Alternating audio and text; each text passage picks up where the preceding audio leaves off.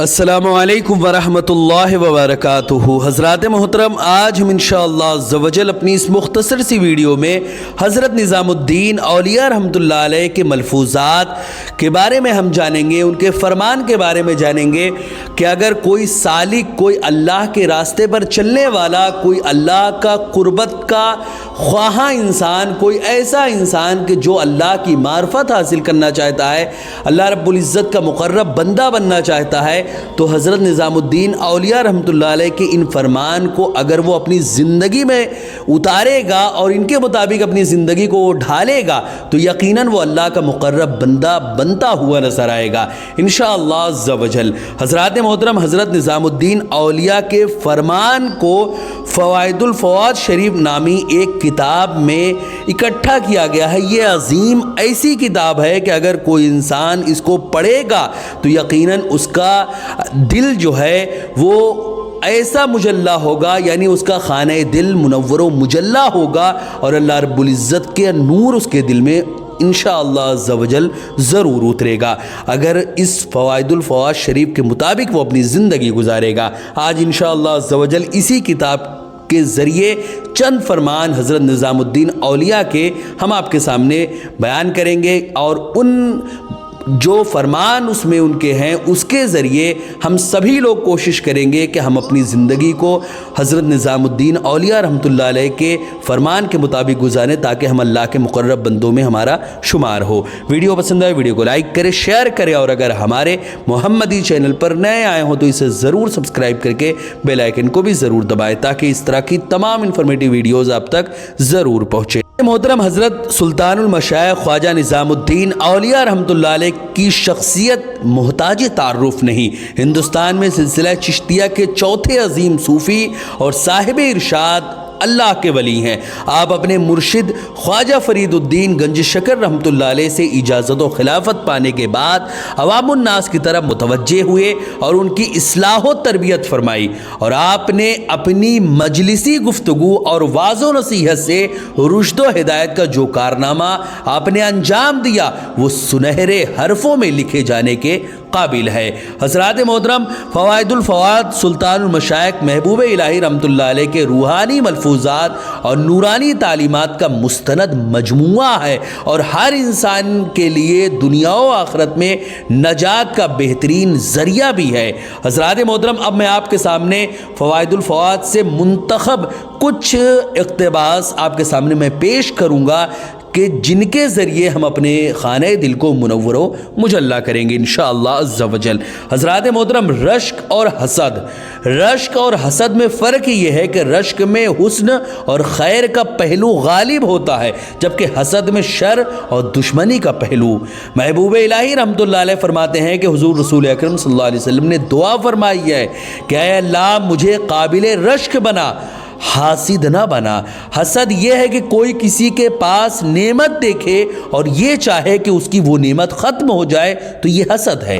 حضرات محترم، اسی طرح لیکن رشک یہ ہے کہ کوئی شخص کسی کے پاس نعمت دیکھے اور وہ یہ چاہے کہ ویسی ہی نعمت اس کے پاس بھی آ جائے، تو یہ اس میں کوئی حرج نہیں ہے، لیکن سامنے والی کی نعمت ختم ہو جائے، وہ کیوں اس کے پاس نعمت ہے، تو یہ حسد ہے۔ ہمیں رشک کرنا چاہیے، حسد کسی سے بھی نہیں کرنا چاہیے۔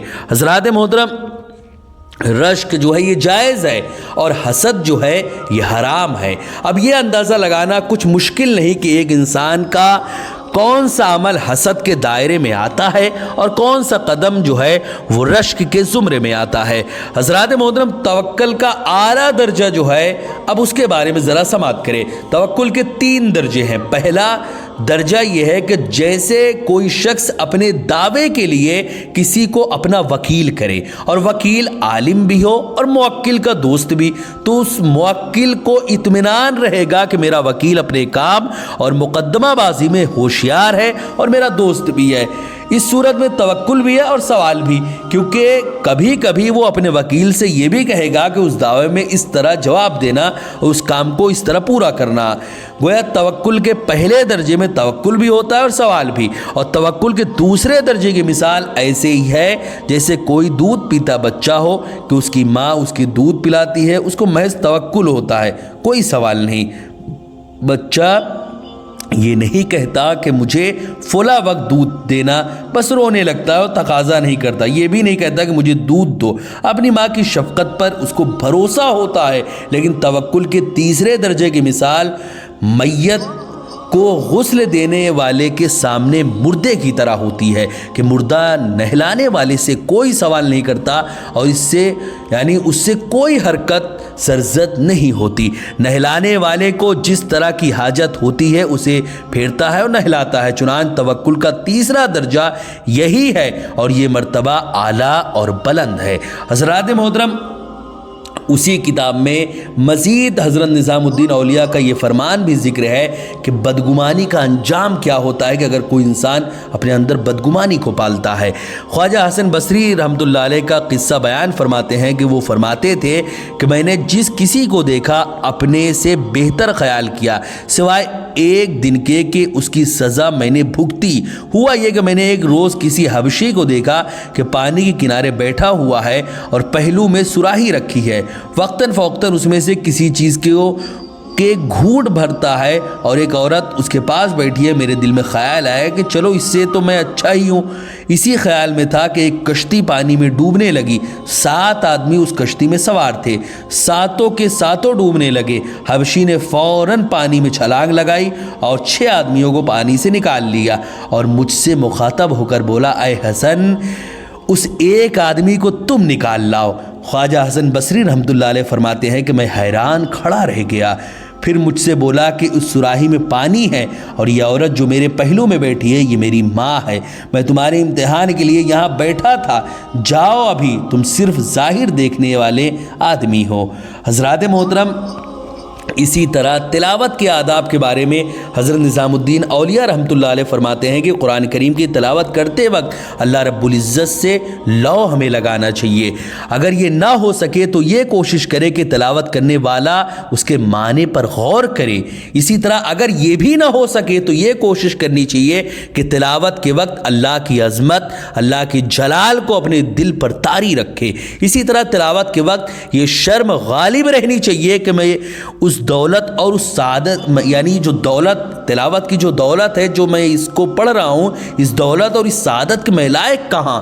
اسی طرح اگر یہ بھی نہ ہو تو اتنا سمجھے کہ تلاوت جو ہے، تلاوت قرآن کا اجر دینے والا اللہ ہے۔ اس قرآن کی جو تلاوت میں کر رہا ہوں اس کا اجر دینے والا اللہ ہے، وہ ضرور ثواب عطا فرمائے گا۔ حضرات محترم، مزید حضرت نظام الدین اولیاء فرماتے ہیں کہ معاف کرنا، یعنی کسی نے عرض کیا بعض لوگ آپ کو سر عام برا بھلا کہتے ہیں، ہم سے سنا نہیں جاتا۔ اس پر آپ نے فرمایا میں نے سب کو معاف کر دیا۔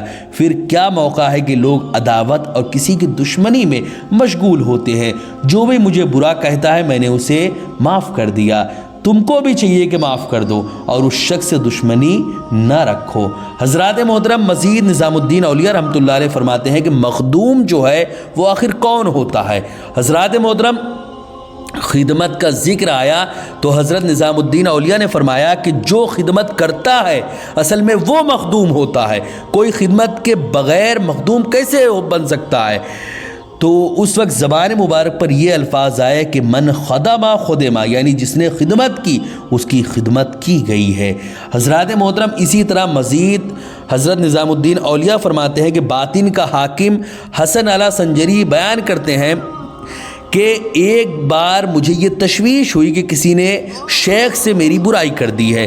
مجھے جب خدمت میں بیٹھنے کی سعادت ملی تو آپ کی زبان سے پہلی ہی بار یہ الفاظ ادا ہوئے کہ اگر کوئی کسی کے سامنے برائی بیان کرتا ہے تو اس کے سننے والے کو اتنی سمجھ اور تمیز ضرور ہے کہ وہ بات کے سچ، جھوٹ یا اس میں کوئی غرض پوشیدہ ہونے کو جان سکے۔ بندے نے جب یہ بات سنی تو بہت خوش ہوا اور عرض کی کہ خدمتگاروں کا اطمینان اسی بات پر تو ہے کہ مخدوم کا باطن حاکم ہے اور اس پر سب کچھ روشن ہے۔ حضرات محترم، مزید نظام الدین اولیاء رحمۃ اللہ علیہ نیک و بد کی پہچان کے بارے میں فرماتے ہیں کہ جب یہ بات چلی کہ انسان نیک کیسے ہوتے ہیں اور برے کیسے ہوتے ہیں تو حضرت نظام الدین اولیاء نے فرمایا کہ اگر کسی کے بارے میں یہ کہا جائے کہ وہ بدکار نہیں ہے تو اسی قدر اس کو نیک کہا جاتا ہے، اور اگر کوئی کسی کی عیب جوئی نہیں کرتا اور نہ کسی کو برا کہتا ہے تو چاہے وہ شخص خود برا ہو اس کو نیک ہی سمجھا جائے گا، بدکار نہیں سمجھا جائے گا۔ کیونکہ تم میں اگر کوئی عیب ہے اور دوسروں کی عیب جوئی نہیں کرتے تو تم نیک ہو، یا اگر برے ہو اور کسی کو برا نہیں کہتے تو بھی نیک ہو۔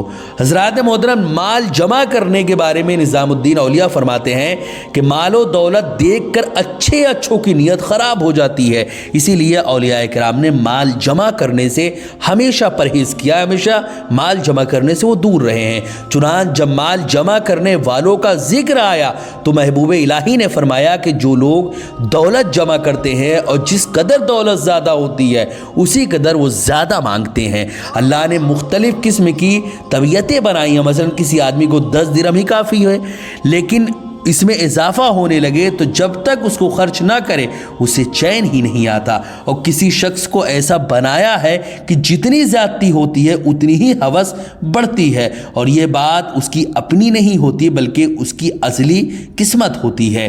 حضرات محترم، اس کے بعد فرمایا کہ سونے چاندی کی راحت خرچ کرنے میں ہے، یعنی آدمی کو کسی چیز سے راحت نہیں مل سکتی جب تک کہ روپیہ خرچ نہ کرے۔ مثلا اگر وہ چاہتا ہے کہ عمدہ لباس پہنے، یا اسے اچھے کھانے کی آرزو ہو، یا اسی طرح کی اور کوئی تمنا ہو، تو جب تک روپیہ خرچ نہیں کرتا اس کی خواہش پوری نہیں ہوتی۔